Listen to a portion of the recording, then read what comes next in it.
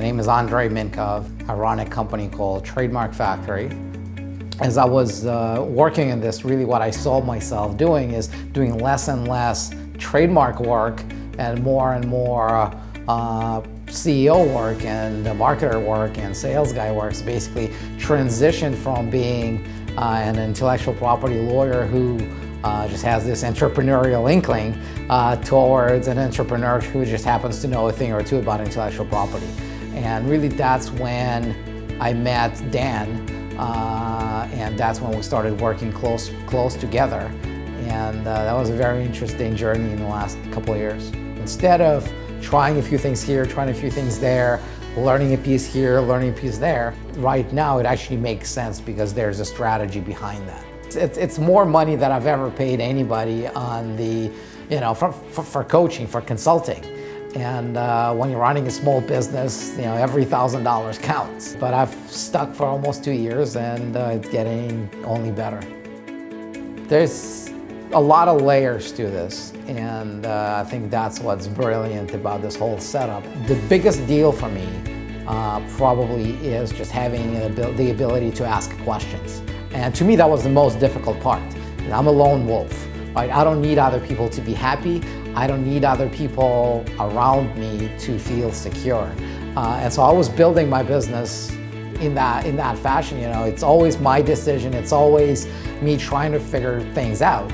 And often I realized that I'm struggling finding a solution, making a decision over things that I can't objectively gauge. I can't, figure out it, and it would, involve me for days, sometimes weeks. Do we do this or do we do that? And I would make those decisions eventually, and some of them were right, some of them were wrong. But what I find now is that by asking questions to somebody who's not inside the business but knows the business well enough, it just makes the decision-making process so much faster and so much better. So far in 2 years, there's not been a time when I asked him a question, and some of those questions are very specific, even industry specific. There's not been a time when Dan would say, you know what, I don't know, go ask somebody else.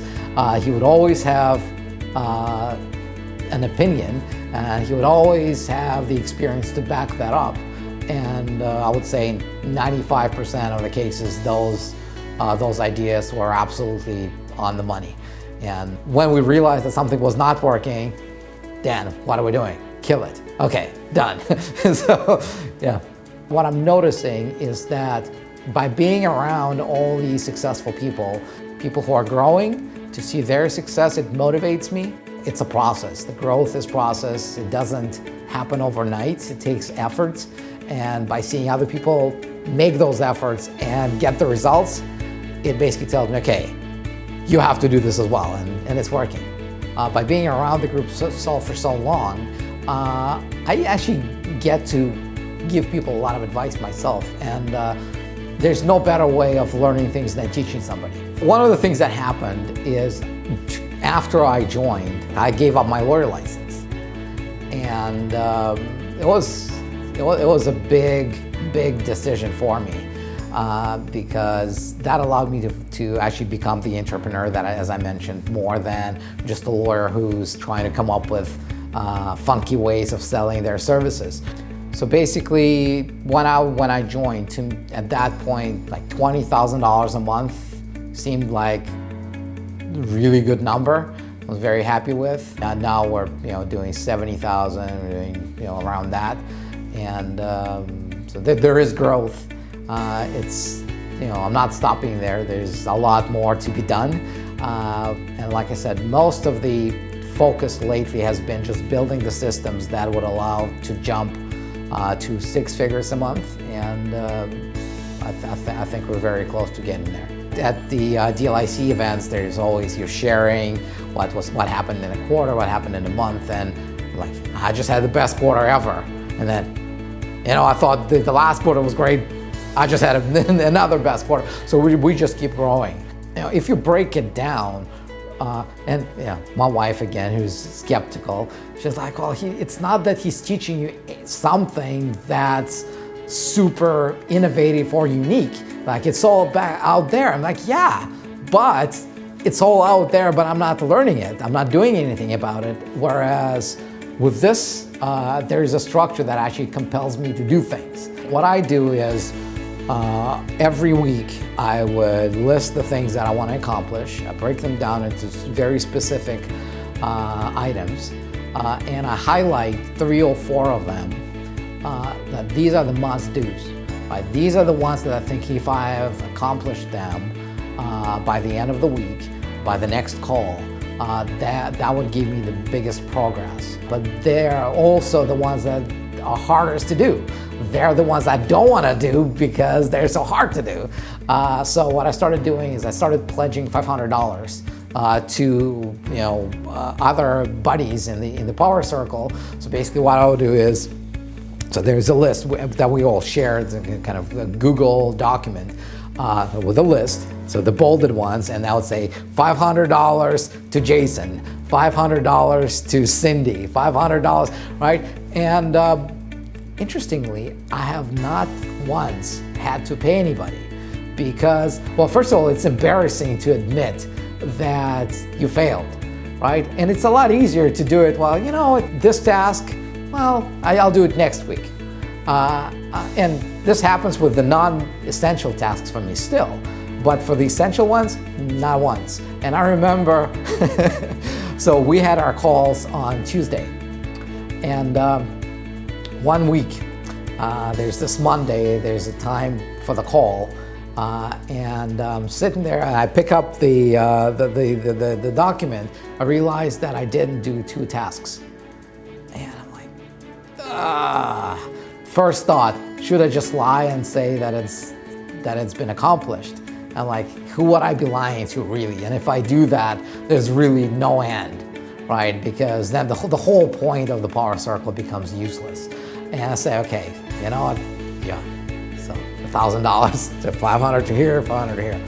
And I post, so I was the one responsible for setting up those calls. And I post a message on Telegram, when are you guys joining? And nobody's responding. And I'm waiting and I'm waiting and I'm waiting and I'm like, why is not anybody on this freaking call, right? And I wait for another 5 minutes and then I realize it's Monday. It's not Tuesday. I have a whole day. And I stayed up to like 7 in the morning on Monday night to make sure that by the time we have the call, everything was done, and it was done.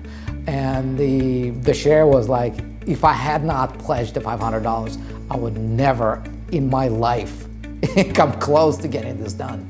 And those were one of the most useful things I've done for the business. It's really about the outcomes rather than the investment, I think, because you can't build a successful business if you can't afford a couple of $1,000s to invest in it, really. And it's actually one of the things that I learned as part of this is that you need to get used to spending money to make more money. You can't get rich by saving, right? That's one thing. And I think really it just boils down to how much improvement will need to happen in your business to pay for that. If you realize that it actually wouldn't take that much to make it all back, then it makes sense. He teaches high-ticket sales, right?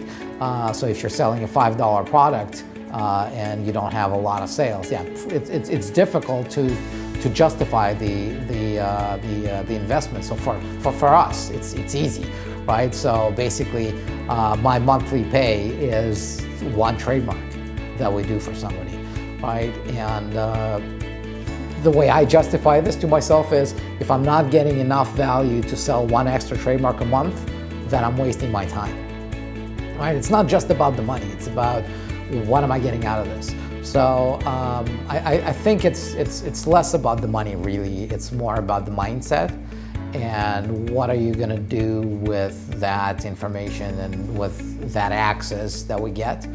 I think that if the primary question is the money, probably they're not ready. That's really what I would say, because I see new members come in, most of the time, those of them who are all about, who are really focusing on the spending part, they rarely stick.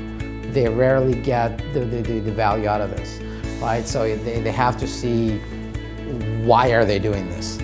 And those that do, they're like, okay, well, it's well worth it. I mean, look, there's always, you can look at the value that comes from the knowledge itself. You can look at the value that comes from accountability. You can look at the value that comes from asking questions. You can look at the value that comes from just being around people from completely different walks of life and different industries. I think it's all of that combined that creates a 2 + 2 = 7 experience. And what everybody else has noticed, it's not measured in dollars and cents, but a lot of people who've known me before and when I just joined, they say that they perceive me as somebody who's a lot happier and more relaxed, and I think it's true. Now you've been watching my videos for some time now, but have you read my book, FU Money? If you have, good for you. Comment below and share with me what you've learned. If you haven't, what's your excuse? This book currently sells on Amazon for 20 bucks. Let me eliminate excuse for you. I'm going to give it to you for free. Go to the description link below. Go to www.fumoney.com. fumoney.com. I'm going to give you a copy for free and you can download it immediately. Read this book. If you enjoy my videos, you'll love my book. It's the most powerful book that I've written on the topic of success, wealth, and financial independence. You'll love it.